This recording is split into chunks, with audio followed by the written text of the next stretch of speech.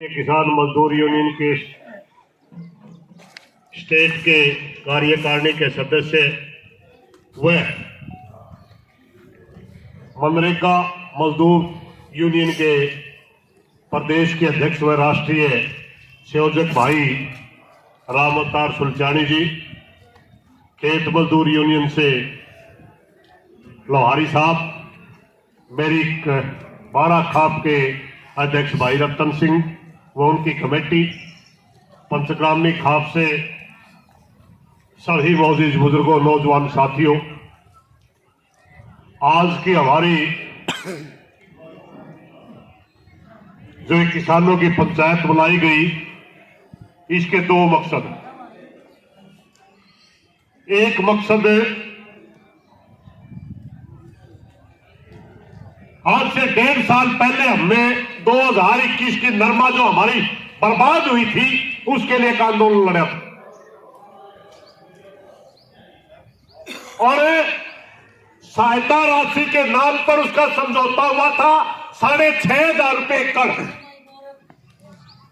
जब हमारा समझौता हो, डिप्टी मुख्यमंत्री के साथ जब हमारी वार्ता चल रही थी, उन्होंने एक शब्द, एक लाइन के ऊपर कहा था कि हम आपको मुआवजा नहीं दे सकते, हम आपको मुआवजे से 100-200 रुपए कम देंगे स्पेशल सहायता के नाम पर।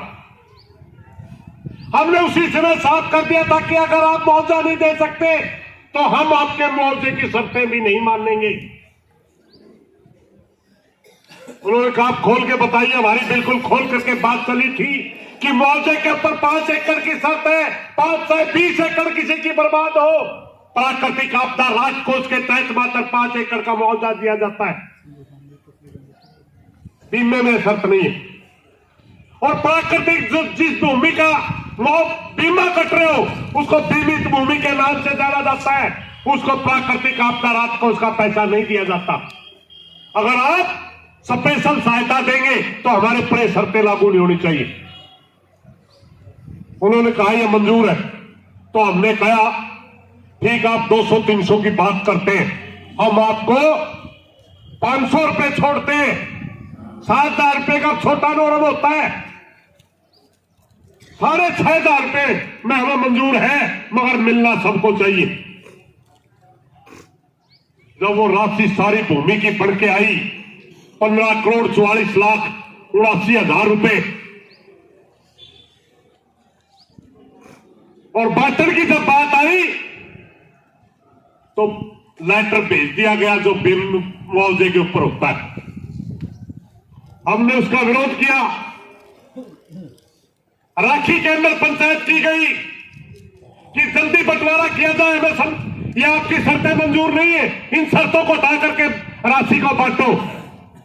उस समय हमारे को कह दिया गया आपकी मांग भेज दी गई ऊपर।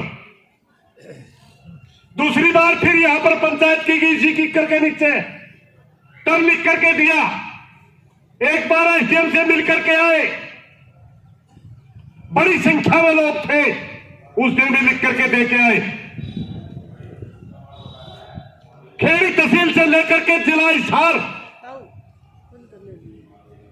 डीसी दफ्तर तक पैदल यात्रा निकाली, 5 दिन में पहुंचे और डीसी साहब कहने लगे 1 घंटे में, 2 घंटे में आज प्रधान जी 5 दिन क्यों लाए? हमने कहा तो 5 दिन में रुपये दे दे, और कहने लगे 1 हफ्ते में आपके पैसे डाल देंगे। आज तक हफ्ता नहीं आया। हर जगह बातें चल रही है। 2 बार सरकार के साथ बातें हुई, दोनों बार हमने इनको मुख्य रूप से रखा, डिप्टी मुख्यमंत्री के सामने रखा, जनसंवाद कार्यक्रम में विधायकों के सामने रखा, मगर कोई सुनने तैयार नहीं। तंग होकर के हमने धरना ला दिया। आज इस धरने में 47 दिन हो गए। एक मुद्दा यू, सारा भाईचारा बैठे हैं भाई, ये धरना आपकी सहमति से लगाया था, धक्का न खुला रखा हमने, ना हमने कोई शौक।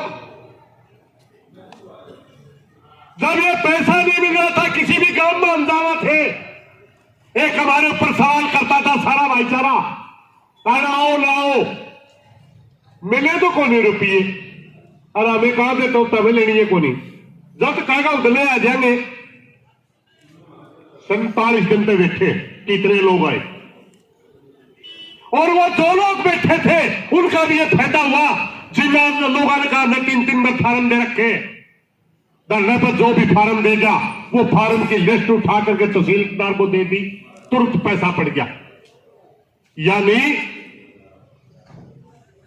कहीं न कहीं बहुत से लोग सिर्फ छींटा कसीम विश्वास करें, जो किसी का रुपया रह जाता 46 दिन तक धरना चल रहा, जिसने भी आकर के फार्म दिया उसे के रुपये गड़वा दिए।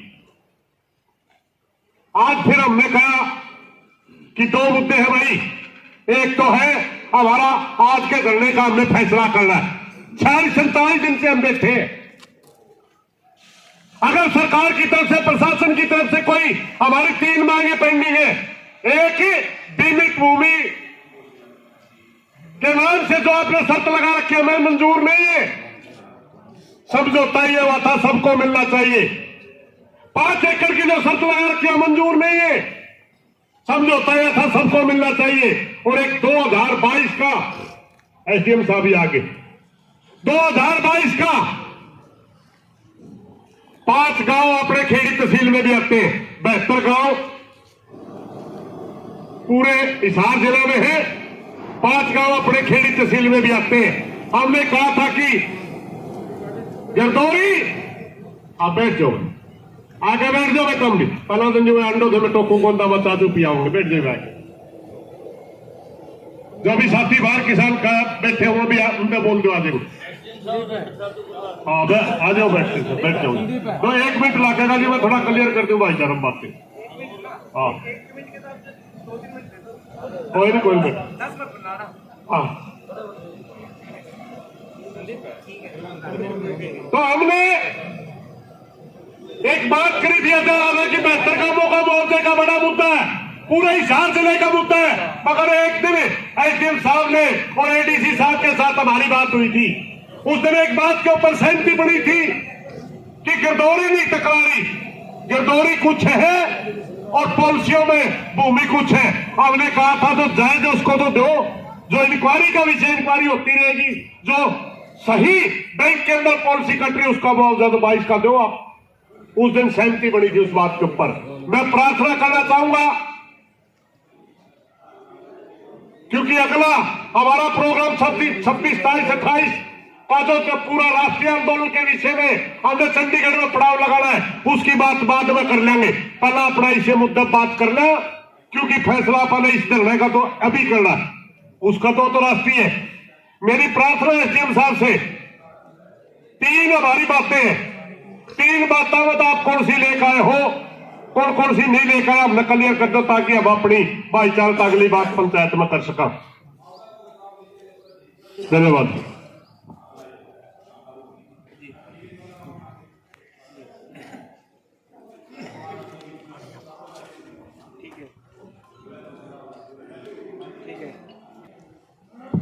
आप सभी को मेरा नमस्कार। तो जो अभी प्रधान जी ने जो बात बोली, इसके बारे में पहले भी जो है कई बार मंत्रणा भी हो चुकी है।